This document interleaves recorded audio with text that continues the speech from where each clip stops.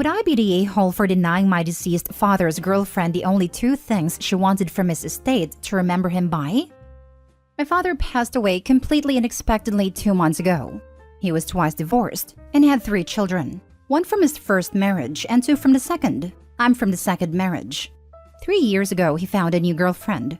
She's a very kind woman, and he quickly proposed to her. She accepted, but on the condition that he moved out of his old apartment.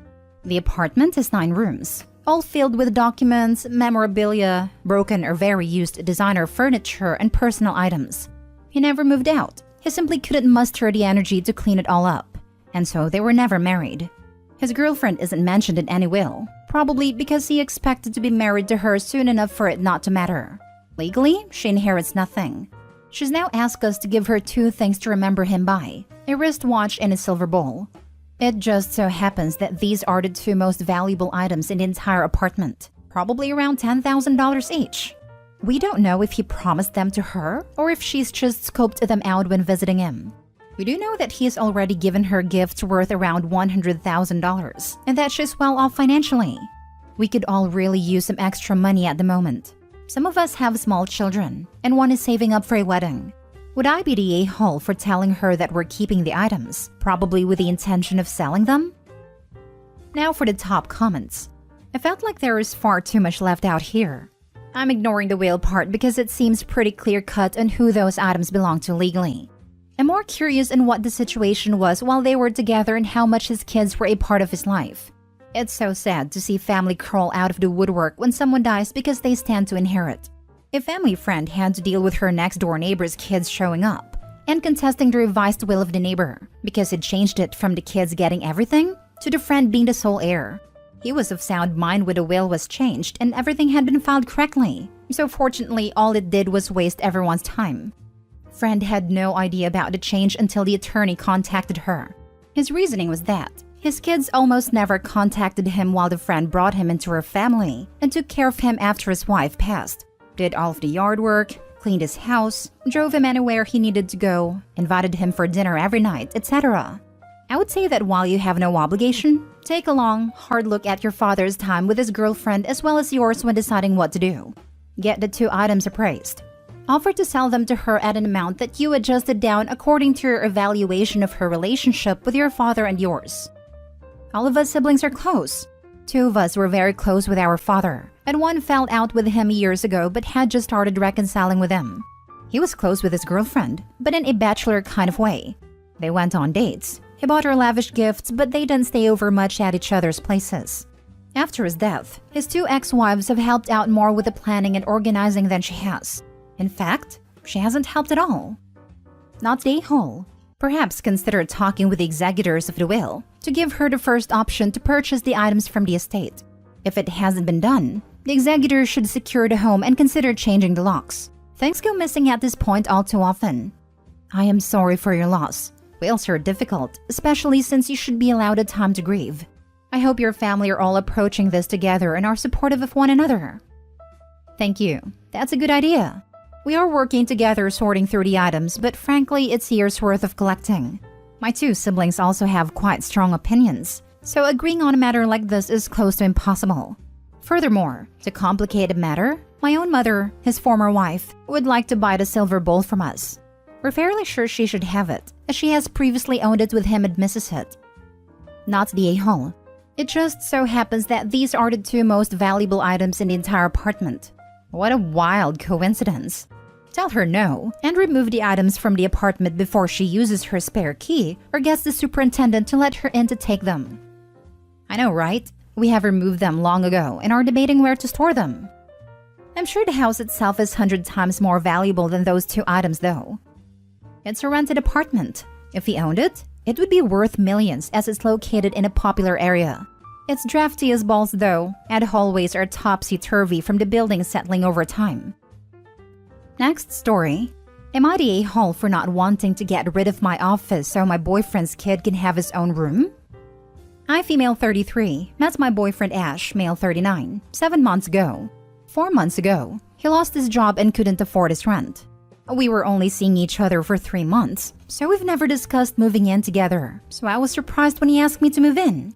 He promised it'll only be for a month, 2 at the most, and then he'll find someplace else. It's been okay living with him, and he still stayed until now as he's still looking for a job. I inherited a house from my grandparents, which I own on my own. It's got a ground floor with sitting room, kitchen, bathroom, drawing room. It's not an actual room. It's more like patio with windows around it. Upstairs, there's a master bedroom and a bathroom. It used to have 2 other bedrooms, but I run a small business for a living. Think Etsy and stuff, and I have been very successful for the past 5 years. So I remodeled those 2 bedrooms into a huge office which I need for work. I wasn't made aware of this before he moved in, but he has a 12-year-old son that he sees once a month. I haven't met him yet, but Ash wants it to happen soon. Ash started hinting that we should do some changes and paint and change the office into 2 bedrooms like it used to be as he saw photos, so I can use one as an office and one for a son. My first reaction was absolutely not. I explained that I need my office the way it is and can't downsize it, especially now during Christmas rush. He pushed, and I clarified that I am not going to make a bedroom for a child I haven't even met yet, that he only sees once a month. He started crying and called me a selfish witch. He started saying that I didn't care if he has a bond with a son, and he couldn't believe that I didn't want to meet him.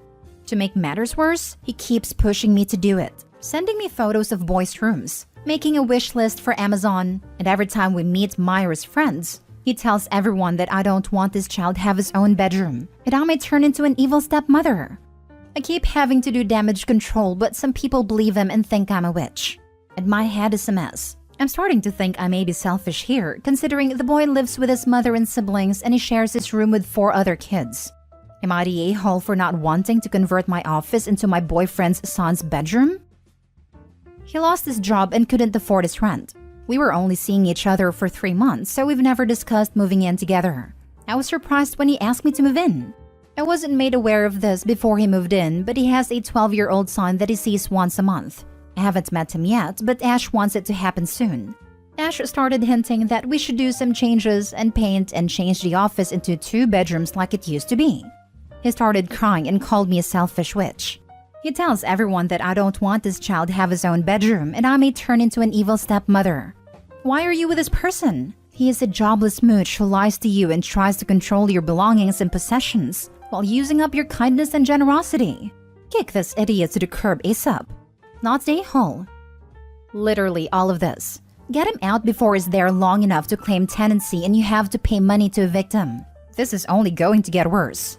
If any partner got mad and called me a witch, selfish or otherwise, they'd be out on their butt before they knew what was happening. There is a good term for this. Hobosexual. Not the a-hole. Look, time to open your eyes here. You met this guy 7 months ago. 3 months after meeting, he moves in for a month or 2 tops. Now it's been 4 months and not only he is not leaving, he's not working and he wants you to change your house around to accommodate a kid who is there once a month, whom you've never met. If you can't see the laundry list of red flags here, I don't know what to tell you. Get an eviction notice in writing so you are legally covered and serve it to him. He's gotta go. It only gets worse from here. Not only has she never met the kid, but from the way she wrote it, it sounds like she didn't even know he had a kid in the first place. Next story. Am I the a-hole for not paying for my stepdaughter's tuition because she wants to be a doctor? My wife and I have been married for a decade. She is a stay-at-home wife and we have no children of our own, though she has a daughter from a previous relationship, Sarah, and we've gotten along for the most part. Sarah is a junior in college and pursuing a biology degree with additional courses required by medical schools. She's had a dream of being a doctor and helping people since her mom and I met. The problem is she's not a very good student. She's failed her biology 1 class and had to retake it to get a B. She really struggled at her next level biology class and finished with a C. She also got a C in her chemistry class. She got a B in calculus 1 and 2. She's making A's in her non-science and non-math classes, so they're padding her GPA, which is at 3.2. This semester I just learned she will make B's and C's in her science and math classes. I'm not a doctor and I don't know any doctors, but I did online research. I found out that medical schools require many things, but at the top of the list is a high GPA and top grades in science and math classes. With Sarah's grades, she's not getting into any medical school. I even looked into nursing school to see if I can talk her into going that route. And all the ones I looked at require higher grades than what she has. I talked with my wife about it, and she said medical schools look at other things besides grades, and that's where Sarah excels. She has a solid volunteer resume and she cares about people. I argued none of that matters if her grades are not good enough. She argues that Sarah will do great in the interviews. Like I said, I have no experience with medical school, so I can't argue with her logic. Instead, I talked with Sarah when she came home for Thanksgiving and told her to look into another major because she might not be cut out to be a doctor. She ran to her mom and we all got into a huge argument. I admit I lost my temper and yelled that I am not wasting any more money on something she'll fail at. I told them both I'm not paying for next semester's classes unless she changes her major to something more realistic. I feel bad. I really do. But I'm not rich and I don't have money to waste if she doesn't have a chance to get into medical school. Am I the a-hole? Additional info. The reason why I want her to switch majors is that having a biology degree without any advanced degree is useless from my research. While I don't know any doctors, I have friends who have biology degrees without other advanced degrees and they couldn't do anything with it. One had to go back to school for another degree. One works as an assistant manager at Lowe's. Another has been a receptionist for 20 years. They all advised against getting just a biology degree. While these are all noble jobs, they didn't need to pay for a biology degree to get those jobs. I'm still willing to pay for her degree if she switches to something that will allow her to get a good job. Now for the top comments. Not the a-hole. The YTAs are ridiculous. Medical schools are very competitive, and every one of them have a minimum GPA requirement. If her GPA is below that, they'll automatically reject her without a chance of an interview. While she can make a decent living with a biology degree, she has to be good in science and math to excel in those fields. If she's making B's and C's, they're not even going to interview her. I understand the people saying you should give her a semester to improve, but they don't understand how science and math work. The more advanced science and math classes are built upon what should have been learned in the lower level classes. If she's making B's and C's in the lower level classes, she's going to really struggle in upper level classes. If she got a C in basic chemistry, she's not going to get an A in organic chem. This is accurate. OP is not the a-hole for being realistic. Mom is being 100% supportive no matter what parent, but that is not always the most helpful in the long run. Someone needs to be objective, since the family is not wealthy enough to fund multiple college degrees for Sarah. Not the a-hole. If she can't pass Bio 1 and Chem 1 with high A's, she will not pass the MCAT. Basically, given all this information, there is not a med school that will take her. She needs to find an alternate path in life. I had a 3.3 science GPA, but scored 521 MCAT, which was 98th percentile the year I took it. Got multiple MD acceptances. GPA is so subjective based on school. There's a reason schools weight MCAT just as, if not more, heavily. It's the great equalizer. Maybe she should do a mock MCAT exam to show how she might score, which could help validate OP's concerns. Or speak to someone at the school who can allay OP's fears, or prove him right with someone connected to the school. Not the a-hole, but a frank family discussion is in order to discuss what type of aid will be available after college. Info. Has she taken organic chemistry yet? I remember knowing a bunch of people on a pre-med track back in college, and that class more than any other seemed to be a sorting hat for who continued on to med school. True. Chem is the washout class. It takes people like Sarah and gets them out of pre-med. Last story. Am I the a-hole for bailing on Thanksgiving because I'm sick of hearing what a failure I am? I, 28 male, come from a family where everyone joins the Marines. Most of the males in my family join straight out of high school and make it their career in their entire personalities. I joined straight out of high school, did my time but did not re-enlist. Instead, I went to school and got a good job in a hospital that supports my wife and I. I'm happy with my life, but whenever I see my family, they always like to talk about how I gave up on the military for an easy life. How my cousins made it though and are still in. Since it's November, every Thanksgiving has to have a Marine birthday cake and leads to comments about me not acknowledging that's Marine's birthday on Facebook. Just dumb stuff that doesn't even matter.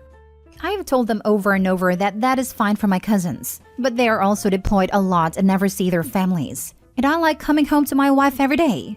One of my cousins is 21, married to the first girl who spoke to him and now has a 1-year-old. This is who they compare me to because I'm 28 with no kids. That's fine if that's what he wants, but not for me. I told my mom this year my wife and I are going to stay home and do our own Thanksgiving. She's upset and calling me immature, saying they're just kidding and I'm too sensitive.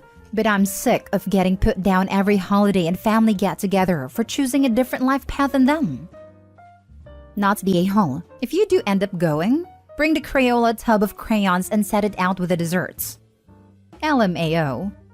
Not the a-hole. If you're the one who is supposedly too sensitive, why are they the ones all upset over you spending Thanksgiving with your immediate family instead of them?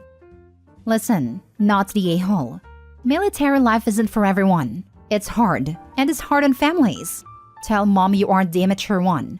The rest of them are for being such giant a-holes. Enjoy Thanksgiving with your lovely wife.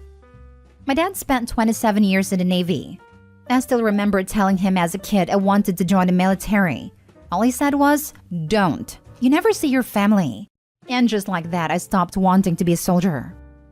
Yep, that's how my dad is. He did multiple deployments for various branches. Grandpa was Army and all the siblings. Catholic family either joined or married someone in the service.